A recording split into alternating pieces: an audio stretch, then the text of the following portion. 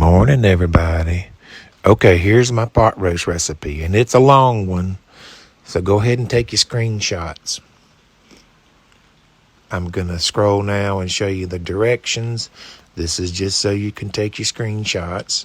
I'm going to keep scrolling up through the directions, so go ahead and take them as I go through here. I'm just going to yap until I get done scrolling.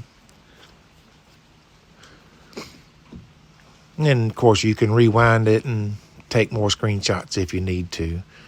But after we do this, then I'll get started cooking, okay?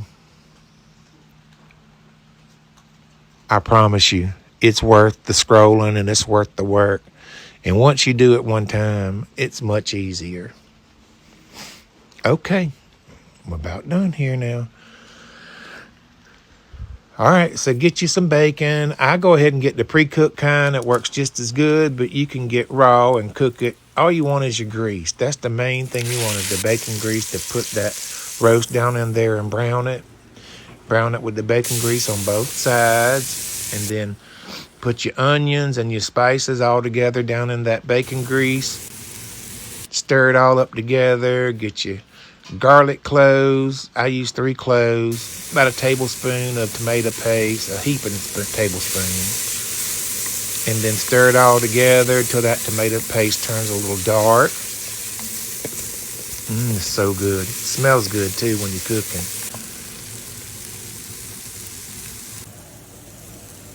After it's all mixed together and the onions are translucent, I add 3 tablespoons of all-purpose flour.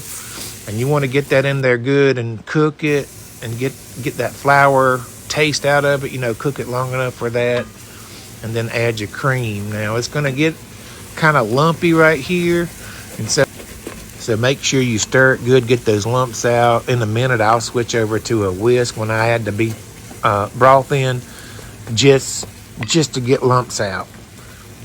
So let's go ahead and put our beef broth in.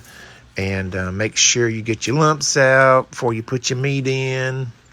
Put that meat back in the pot. Bring it back up to a simmer. And then you're going to cover it and put it in the oven for 2 hours. Now, I set my alarm on my phone. So I cover up all my vegetables that are going to be ready later. And I clean my little kitchen up so that when I'm done cooking, my kitchen's clean. And I ain't got to worry about anything but eating. And then taking me a nap, because this pot roast will be nap-inducing, I promise. Be right back. All right, so it's been 2 hours, and it's time to put in our carrots and taters. And I put my carrots under the juice, and then I put my potatoes on top like this. That way the top of the taters can get crispy, because you're going to cook it long enough for them to be soft. Now, here you go. You're going to cook it in the oven for another hour. You're going to cook it uncovered so those potato skins get kind of crispy. And here it is in all its glory. Tender with crispy skins. It's delicious. Look at that. Look at that. And I usually get me a little baguette, a little crunchy piece of bread to sop up the juice. You can do noodles or rice or whatever you want to do, but that's what I do. That's what it looks like. And now I got stuff to eat now and tomorrow and the next day. Enjoy, y'all. I'm telling you, it's worth the time. I promise. It's delicioso.